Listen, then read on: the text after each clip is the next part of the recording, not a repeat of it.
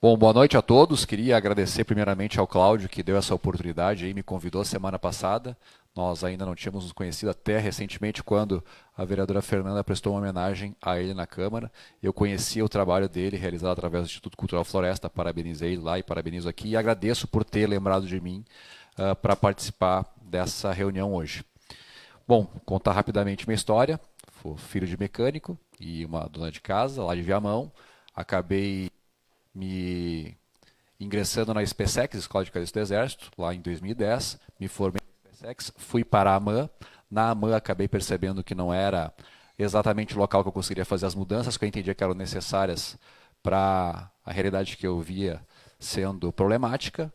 Voltei para Porto Alegre, iniciei administração na URGS, entrei como servidor público da Justiça Federal e aí fiz talvez o caminho inverso, iniciei um trabalho comunitário na cidade de Viamão, onde eu era morador. Fiz durante 4 anos um trabalho de liderança comunitária, fiz muitas obras comunitárias e isso acabou me trazendo legitimidade para me tornar vereador no município de Viamão. Fui vereador lá de 2017 a 2020, fiz muitas fiscalizações na área da saúde, especialmente na UPA, que nós passamos por uma crise na saúde no município de Viamão. Denunciei o prefeito ao Ministério Público, o prefeito foi afastado da prefeitura naquele momento, o vice-prefeito morreu no cargo e eu, como denunciei algumas ilegalidades lá, embora tivesse muita representatividade e aparecesse já, inclusive, a segundo para prefeito na pesquisa espontânea naquele momento, acabou que o sistema político começou a me perseguir e eu tive que fazer uma transição para a cidade de Porto Alegre, ou abandonar a política. Eu nunca quis abandonar a política. Acabei fazendo a transição do meu título de eleitor para a cidade de Porto Alegre. Aceitei o convite da deputada Anne Ortiz para concorrer no município de Porto Alegre e me tornei vereador pelo Cidadania aqui na cidade de Porto Alegre. É um caso raro de um vereador que foi vereador em 2 cidades. Isso ajuda a eu acreditar que eu teria condições, por exemplo, de conseguir chegar a uma cadeira na Assembleia Legislativa, porque tenho base de eleitoral e de amigos em pelo menos 2 cidades grandes, cidade de Viamão e cidade de Porto Alegre. A deputada Anne Ortiz, ela é a única deputada do Cidadania aqui no estado do Rio Grande do Sul e provavelmente agora, como ela vai concorrer a deputada federal, a vaga dela vai ficar em aberto. E como a vaga dela vai ficar em aberto, alguém vai ter que ocupar esse espaço de poder, esse vácuo de poder, e eu acredito que eu possa ser uma dessas alternativas para ocupar esse espaço, levando os valores de liberalismo econômico, liberdade de empreender e tirar o Estado do cangote das pessoas, que infelizmente a gente sabe que cada vez, como foi dito inclusive pelo Petri, à medida que o Estado avança, ele não retrocede. Eu concordo com isso, nunca votei a favor de imposto, sempre me posicionei contra imposto e contra a burocracia. Eu, Felipe Camusato e Fernanda Bart sempre estamos muito alinhados nas votações aqui na cidade de Porto Alegre. Eu assumi um compromisso de campanha que eu iniciei lá em março de 2020, enquanto eu ainda era vereador no município de Viamão, de doar 50% do meu salário líquido para causas sociais e para projetos de saúde. Quem quiser ter acesso a essa prestação de contas da doação do meu salário líquido para projetos sociais, que eu desenvolvo majoritariamente no Concreta Beco, que é um projeto que eu convido moradores de acessos precários a urbanizar a região onde eles moram. Pode pegar no final, lá tem um panfleto em cima da mesa, quem quiser conhecer um pouco mais desse trabalho. E também assumir publicamente um compromisso de zerar o gasto de gabinete. Tenho feito, como alguns outros colegas, o zeramento dos gastos de gabinete na Câmara de Vereadores de Porto Alegre.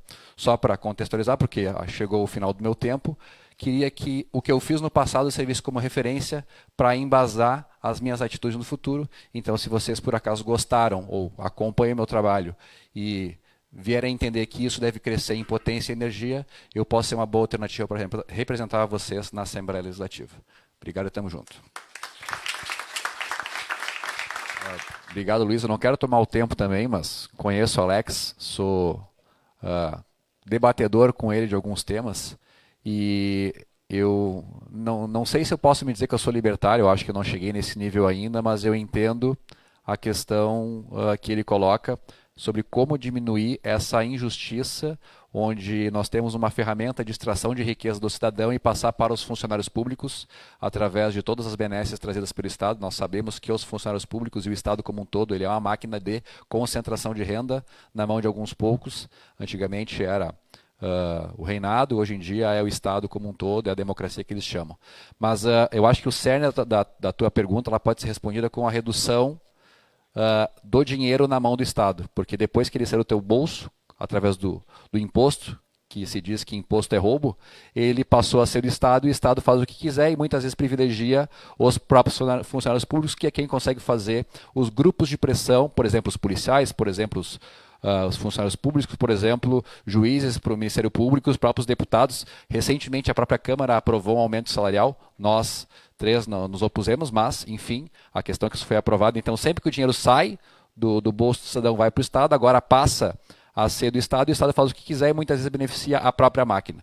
Então, eu acho que o nosso principal valor teria que ser o combate ao aumento e lutar o máximo possível pela redução, como, por exemplo, tive a oportunidade de apresentar o fim da TFLF em Porto Alegre, foi aprovada, e eu acho que esse tem que ser o mote de todos nós aqui, e acredito que seja importante que vocês pesquisem a vida pregressa dos representantes de vocês, vendo se efetivamente o que se prega contra privilégios, se de fato é consistente do ponto de vista da prática política desse. Eu tenho certeza que os vereadores da Liberdade são, mas que adianta eu pegar e falar que eu sou contra uma coisa e na prática não efetivamente votar pela redução de privilégios e não votar efetivamente pela redução de impostos. E eu vejo muito a esquerda, e agora a esquerda começou a se dar conta disso. Não sei se o Camozzato lembra, recentemente, quando nós aprovamos o fim da TFLF em Porto Alegre, que é uma taxa cobrada de fiscalização, que efetivamente não é feita na cidade de Porto Alegre, a partir de 2022 não teve mais, o Pedro Rua se colocou contra. E se tu for parar a pensar, eles se deram conta que para eles poderem ter benefícios, o dinheiro primeiro tem que ser retirado do cidadão. Então, o principal valor que nós temos que ter nesse momento é identificar quem vai nos representar e efetivamente lutar contra os impostos, porque eu acho que essa vai ser o cerne do teu anseio. Obrigado, tamo junto. Bom, concordo com as afirmações do colega Camozzato, e entrando na pergunta do membro da plateia, o Dado, como é que vocês fazem para saber se nós vamos votar contra impostos? Porque, na verdade, esse é o cerne da discussão. Porque se nós vamos representar vocês, vocês têm que ter confiança de que nós vamos, na hora do escurinho da urna, votar contra imposto.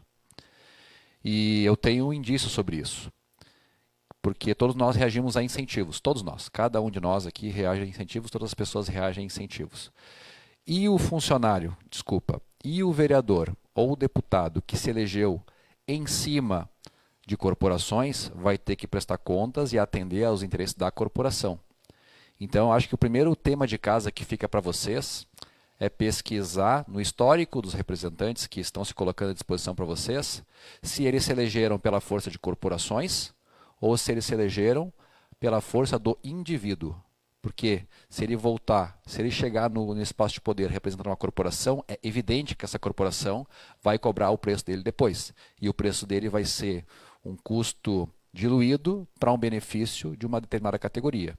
E eu posso falar isso com legitimidade porque eu sou servidor público e eu vejo isso acontecer todos os dias. E é por isso que os partidos de esquerda prosperam no serviço público. Porque eles não têm responsabilidade fiscal nenhuma, porque eles pensam que os inimigos são vocês. Então, para eles, retirar o dinheiro do bolso de vocês para dar para o servidor público é fazer justiça. Então, o primeiro passo que você tem que fazer é identificar qual é que é o grupo de... qual é que foi a corporação, qual é que foi o grupo de interesse que colocou cada um de nós no local que está. Eu me elegi pelos indivíduos, Camozzato se elegeu por indivíduos. Vocês têm que pesquisar isso. Porque se eu chegar lá pela força das corporações, a corporação vai cobrar o preço e quem vai pagar esse preço são vocês. Então, eu acho que isso é muito importante, identificar a origem do político, o que ele defende. E ver os projetos de lei que ele protocolou ou as ideias que ele propôs, se essas ideias aumentam o custo da máquina ou não. Se aumentar o custo da máquina, alguém vai pagar por esse custo. São vocês. Por isso que coragem é importante. Coragem é importante. Mas não adianta coragem se aquilo que me coloca lá, na prática, aumenta custo. Por isso que é importante vocês pesquisar. E isso aqui é uma boa ferramenta para que vocês possam pesquisar o nosso passado para saber se a gente vai representar esses anseios no futuro. Bom, queria agradecer a oportunidade. O meu slogan na campanha de 2020 foi Renovação pelo Exemplo. Então, eu pretendo continuar fazendo um trabalho onde as pessoas que olhem se inspirem naquilo que eu faço, pela história que eu escrevi. E nesse anseio de sempre orgulhar as pessoas que confiaram a mim, eu pretendo continuar defendendo esses valores de maneira correta, levando esses valores para a Assembleia Legislativa, caso a mim seja confiada essa possibilidade. Então, só respondendo a questão dos impostos ali, uma coisa que me escapou, poderíamos propus agora recentemente na Câmara, mas podemos tentar levar isso para a Assembleia, algum tipo de referendo público, onde a população ajude a tomar decisão com relação ao salário dos políticos e dos servidores públicos e nos aumentos de impostos, e foi a nossa proposta aqui na Câmara de Vereadores. Eu propus que em todo aumento de imposto tenha uma audiência pública. Pode ser para só servir como pró-forma, mas pelo menos exporemos a imagem daqueles que estão defendendo o aumento de impostos. Então pode ser uma boa alternativa para o futuro, tenho certeza que posso contar com os colegas vereadores caso eles sejam deputados na Assembleia no futuro. Então agradeço a oportunidade, peço que quem quiser conhecer um pouco mais do meu trabalho pode pegar o panfleto ali ao fundo e me consultar que eu vou tirar qualquer dúvida que esteja disponível aí para vocês. Obrigado e boa noite a todos.